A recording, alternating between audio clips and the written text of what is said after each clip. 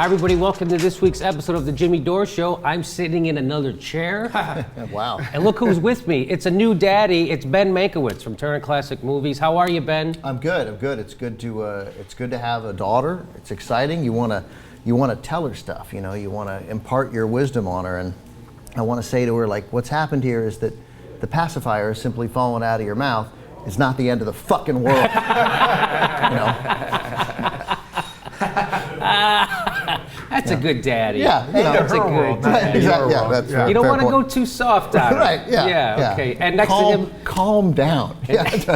and next to him from the Rubin Report, right here on the Young Turks Network, it's Dave Rubin. Hi, Dave. How are you? Hello. You made me a little nervous there when you said a new daddy, and I thought you were introing me, and then I thought I don't have any inside information. I'll tell you that. Not that I know of, but anything's possible. You know, we like to cover the. I grew up Catholic, and so I can't get over how much the media is falling over themselves to congratulate the Catholics on a new pope and how they get. For instance, here's David Gregory, who isn't even Catholic, interviewing a cardinal from the Archbishop of Chicago, Cardinal Touchy Boy, and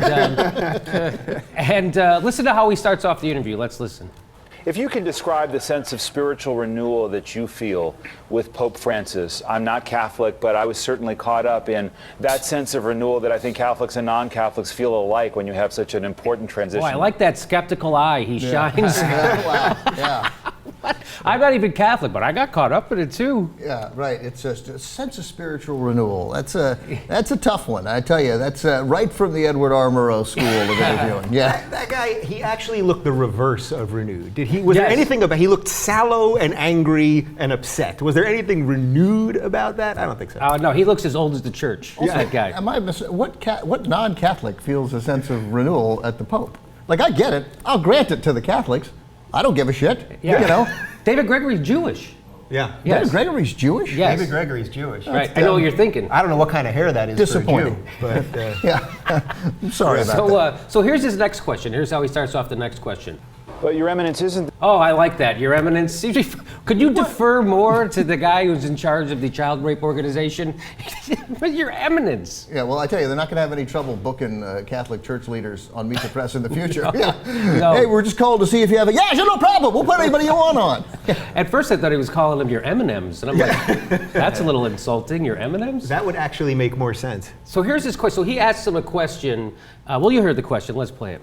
But Your Eminence, isn't that part of the struggle? What you're speaking about is preaching from the Gospels. So many Catholics in this country see that tension between church doctrine and their own life experience, their own consciences that are leading them in a different direction. Whether there's a majority of Catholics in America who support gay marriage, those who call for a greater role for women in the church, who are less opposed to abortion or even contraception. How does he resolve that tension? Well, I'm not sure you can resolve it when it's a matter of principle. All those issues weren't around 50 years ago. What has happened to our culture that suddenly these become cultural imperatives? So he's saying that we don't reconcile those issues. You guys could go fucking pound sand, okay? We're going to keep doing the same shit that we've been doing for 2,000 years, take it or leave it, and we don't need any women's input either. Yeah, because what was ever happening 50 years ago is apparently, that's just fine. Like, they haven't made any progress. Well, that civil rights movement, all that stuff. I hate all that stuff. Although, of course, they were good about that. They were, yes, they were. There were no gay people 50 years ago, were there? Isn't that just in the new? It's with the water. It started in the 70s or something. Yes, right? Gays were. This is a new phenomenon, and they'll be gone soon. Once that stuff gets out of the water supply. Yeah. Coming and going. Yeah. So they had another Catholic cardinal on. He was on the Fox News. And Chris Wallace was asking him, of course, the usual questions about the subjugation of women in the church. Chris Wallace is 10 times tougher than David Gregory. Oh, yes. Yeah. Yes, actually. So here he is asking the cardinal from, he looks cute, I forget what the name is. Let's see what he has to say about how they're going to handle the gays in the church.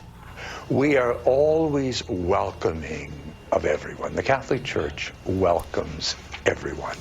Yes, and Yeah, they welcome everyone, and because if they can suppress their gayness, why shouldn't they, right? Sure, that's right. Yeah. Maybe the Catholic Church has a different definition of welcome than the rest of us. That may be the issue here. Yes. What is the media's fascination with these people and why are they involved in the public discourse? You know, when we get a new pope, why does the pope get to send his guys out to every news show? Because why they is want that? them on. That's why I guess. That's the only reason I can think of. And it's like, yeah, they welcome everybody to the church, especially if you have a lot of disposable income. How about that? Yeah. So here's this next question. Let's go. Chris Wallace nails him. How is the church and the writ large, not just the church, but the whole religious institution, how is it going to deal with that? And doesn't this get a little bit to the issue that you have with the administration about the mandate of insurance policies, including birth control?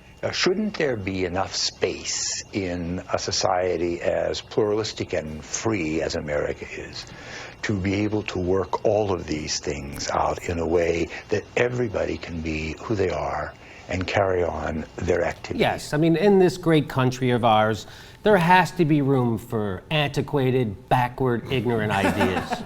It's a big country. It is a big country. Yeah. That's basically what he's saying. That's right. Yeah. This America should. There's plenty of room left for the gays to go back into the closet. Yeah, but I love it because they're the ones that have run the show the whole time, and now that they're getting a little pushback, isn't there room for everybody? What? We've been running the show here. Have you seen what these stylists at the Bravo Network can do with closets? They're huge now. I like how he's like, we won't criticize you for being you, and you don't criticize us for saying God's going to send you to hell. That's right. Basically. All right, he's got one more. Let's hear it. Oh. The only thing I worry about is someone saying to me, because you believe that sex is intended for marriage, and because you believe that marriage is indissoluble, and because you believe that marriage is between a man and a woman, that somehow you don't belong here, that somehow this is bigotry or this is hate speech. That's what I worry about. There has to be room enough in a society as large, as free, and as pluralistic as America to make space for all of us. He makes the same point, but he makes it sort of more dramatically there. He did make it more dramatically there. Yeah. Okay, yeah, I think because the only thing I worry about is that people might finally realize what we've been saying for 2,000 years is a load of shit. That's what I thought he would be worried about. Could that guy be any creepier? He Yes. looks like the preacher from The Exorcist. Remember that guy walking down the street slowly? Yes, he does look like that guy. Yeah, and the manner of talking, the sort of dangerous manner of talking, like you're about to be horribly, horribly punished.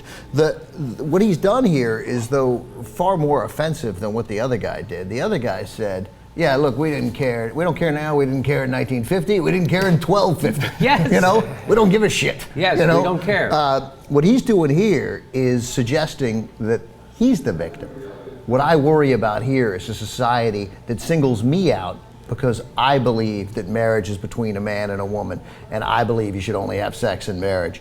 And that if you suggest that maybe contraception should be offered as part of universal health coverage, that somehow you're offending me. He has completely turned it around. So this guy is not worried at all about discriminating against gays. He's worried now that he is going to be the victim of discrimination. Yes, exactly. And also, nobody's telling him that he won't be able to believe that. All anyone's saying is that these people should have the equal civil rights as you have. No one's saying you have to believe in it. That's a made-up thing. I hope just because I'm bigoted towards gays, people don't say I'm bigoted towards gays. No. I really hope. I mean, the whole world has always understood that marriage is between a man and a woman, just like celibacy has meant that priests leave town as quickly as someone found out their secret. That's right. That's exactly right. Okay. Yeah.